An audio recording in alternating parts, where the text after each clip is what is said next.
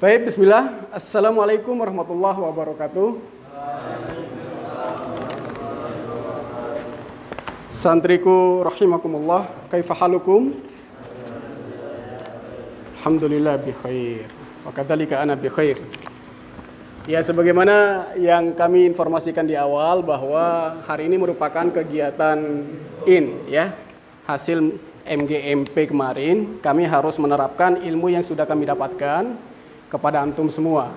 Materi yang akan di MGMP yang disampaikan pada hari ini pula tentang puisi. Kenapa harus puisi? Karena memang MGMP-nya adalah tentang puisi kemarin ya. Dan karena tahun kemarin ketika antum kelas 10 ya, karena kemarin kelas 10 kita dalam proses daring, jadi pembelajarannya tidak begitu efektif. Nah, alasan itulah mengapa kami harus memilih kelas 11 IPA untuk dijadikan sebagai tempat praktik pengajaran, begitu ya.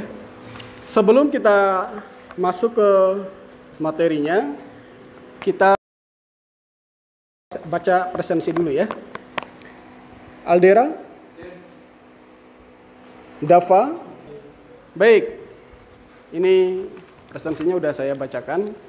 Selanjutnya kita masuk ke materi pengajaran kami hari ini, dan yang menjadi materi pembelajaran antum hari ini adalah tentang puisi ya.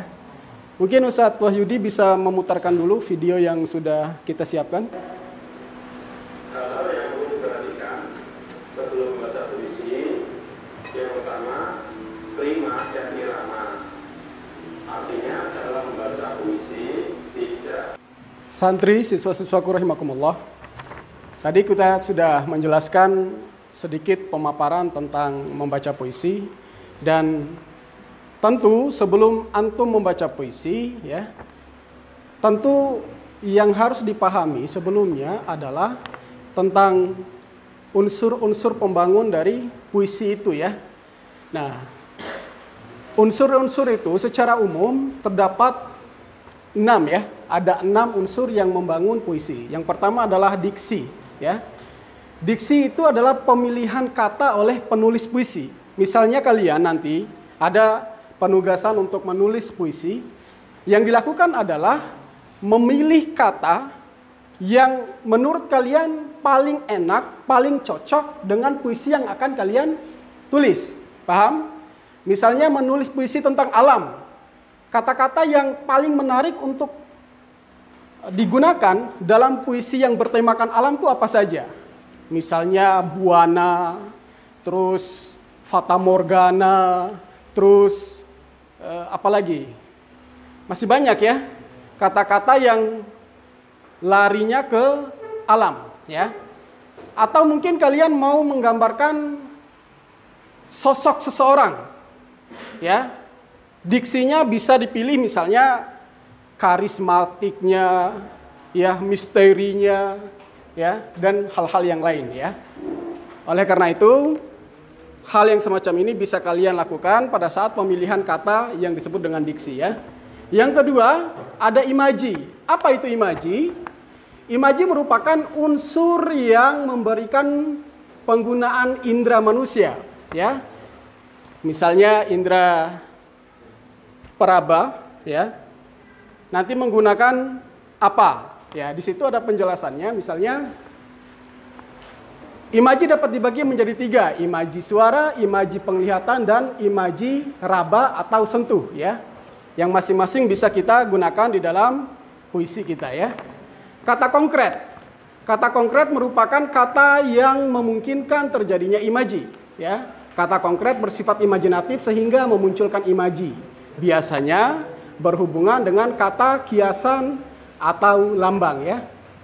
Sedangkan gaya bahasa atau majas adalah penggunaan bahasa yang bersifat seolah-olah menghidupkan dan menimbulkan makna konotasi dengan menggunakan bahasa figuratif ya. Banyak jenis majas yang bisa kita gunakan di dalam puisi kita. Misalnya kita mau menggunakan majas hiperbol. Majas hiperbol itu adalah majas yang melebih-lebihkan, ya. Misalnya, contoh ya penggunaan ragaku remuk, dihantam oleh badai waktu. Ya. Padahal badannya biasa-biasa aja, tidak seremuk sebagaimana yang dia ucapkan gitu loh. Tapi itulah majas. Majas itu punya kekuatan yang nanti juga justru akan membangun puisi dan memperindah puisi itu, gitu ya. Terus rima tadi sudah dijelaskan. Rima atau irama merupakan persamaan bunyi pada puisi, baik di awal, tengah, atau pada akhir baris puisi. Misalnya kalian melihat puisi ya, coba ditunjukkan dulu puisi yang saya tulis. Yang di sini, yang di Google halaman kedua. Oh itu tuh, yang pertama Indra, yang sini. Nah ini puisi karangan saya. Di situ ada rima yang bisa kalian lihat. Ada persamaan akhir ya. Rimanya seperti ini ya. Ruang, sesuang, ruam, bertuam. Guam, gumam, saungan, mana? Ya, sepengasihan. Berkacauan, berotak, keroyokan, koyak. Marah. Selain unsur di atas ya, ada juga namanya unsur batin ya. Unsur batin puisi. Apa aja itu? Sebelum itu kita baca dulu. Unsur batin puisi merupakan unsur yang berkaitan dengan batin dalam pembacaan puisi ya. Jadi kaitannya dengan batin ya. Secara umum ada 4 unsur batin puisi, yaitu tema, rasa atau feeling, nada, dan amanah ya. Yang masing-masing ini nanti tetap akan membangun puisi itu ya. Tema merupakan unsur utama pada puisi karena tema berkaitan erat dengan makna yang dihasilkan dari suatu puisi ya. Pada puisi, sebuah tema menjadi landasan dan garis besar dari isi puisi tersebut ya. Adapun rasa atau feeling ya, merupakan sikap penyair terhadap pokok permasalahan yang terdapat dalam puisi. Misalnya terhadap puisi tadi, feeling kalian itu seperti apa? Marahkah? Senangkah? Bahagiakah? Gundah? Sedih? Atau dalam rasa apa? Gitu ya. Amanah. Pada puisi, amanat atau tujuan merupakan pesan yang terkandung di dalam puisi ya. Ya, yang namanya amanat itu di mana-mana ada pesan nilai kebaikan ya. Ada pesan yang mau disampaikan kepada pembaca ya. Amanat dapat ditemukan dengan memaknai puisi tersebut secara langsung atau tidak langsung. Bisa kalian lihat melalui kalimat ya dari setiap larik maupun bait dari puisi itu. Bisa saja ditulis secara langsung oleh penulis atau tidak ditulis tetapi maknanya tersirat di dalam puisi tersebut. Paham nggak maksud saya? Kadang-kadang amanat itu ada yang tersurat langsung di dalam puisi, tapi juga ada yang sifatnya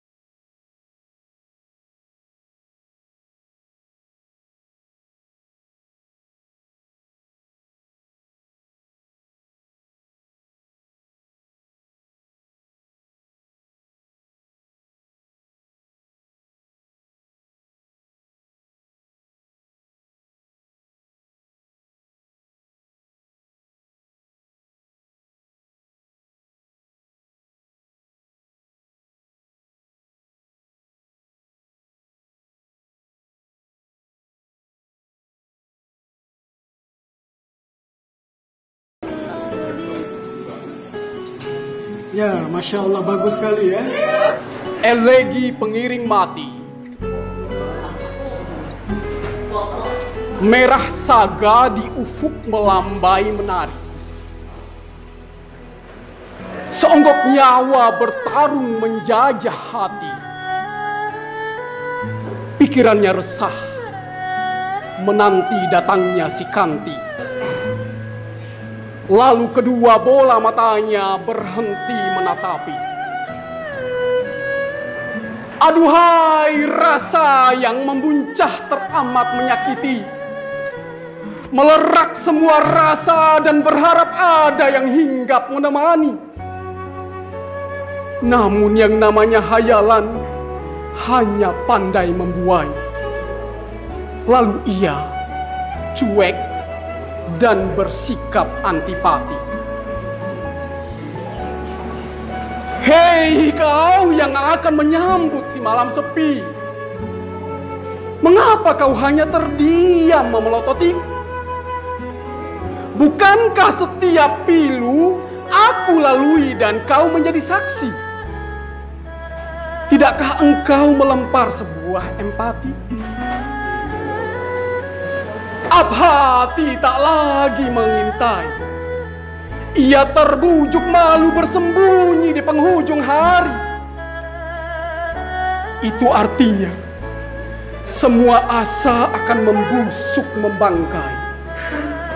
Buana Anggara akan mencolekku berkali-kali. Lalu ia terbahak-bahak mengejek menertawai, sedang aku terkukung bak seorang nabi. Aku menangis sembari menatap semuanya pergi. Air mata berpacu bersaing melewati garis pipi. Sedang aku lemas tak berdaya lagi, menanti datangnya mati dan hidup di sebuah mimpi. Karya Indra Hidayat, 27 Oktober 2021. Ya, terima kasih.